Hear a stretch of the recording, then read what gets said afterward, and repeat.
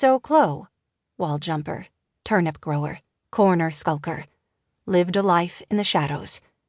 But those moments before they left the village, the ones where she perched on the wall and prepared to launch herself off into the wilderness, small bag of turnips and weeds and household things in hand, those were the moments she most treasured.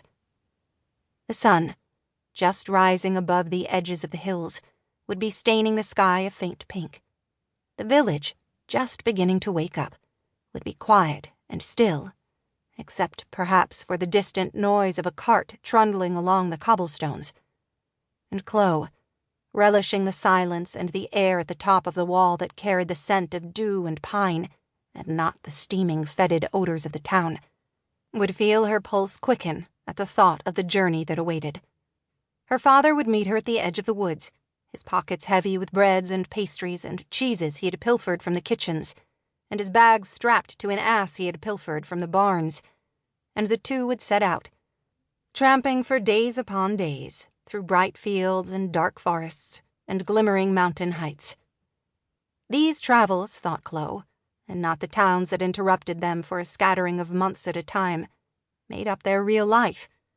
For it was only then, walking under the thick shadows of trees, or at the edges of wind-swept moors, or even in the gloom of dank and terrible swamps, that the worry and fear that lined her father's eyes faded, and Chloe, sensing his relief, allowed her own face to relax into a smile that, had the villagers seen it, might have caused them to reconsider the word pretty.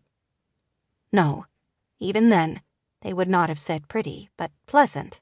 Yes, they might have called her smile, at least, pleasant. And so it was such a smile that Chloe should have worn that morning that found her again on the wall, swinging her legs and taking in her first deep breath of non-manure-scented air. Having heard the tower bells chime 5, and having not seen her father come through the front door. Were they meant to leave today? She had rushed to wrap up their scant belongings and pluck the garden and sweep the stoop and clamber the wall. But once there, about to push off into the damp morning air, she felt, instead of joy, a small, uncomfortable seed of foreboding. She delayed a moment, frowning, wondering. Her father had not given her any warning. Usually he offered her some notice that their town days were drawing to a close. "Chloe, I am nearly finished. A fortnight, perhaps." Or, "Chloe, the steward is, I think, suspicious. Take care to heed the bells these next weeks." But this time he had said nothing. No matter. They had been in this particular village for many months, as many as they had ever stayed at another. Even the grandest manors had only so many mouldering baubles for her father to polish. He would certainly be finishing his work. Chloe glanced back. There was their crumbling house with its freshly swept stoop. There was a neighbor staring slack-jawed through a window. There were a few faint curls of smoke rising from chimneys about the town. She narrowed her eyes at the goggling neighbor. "My father does not, she protested silently, have 3 entire limbs in the grave.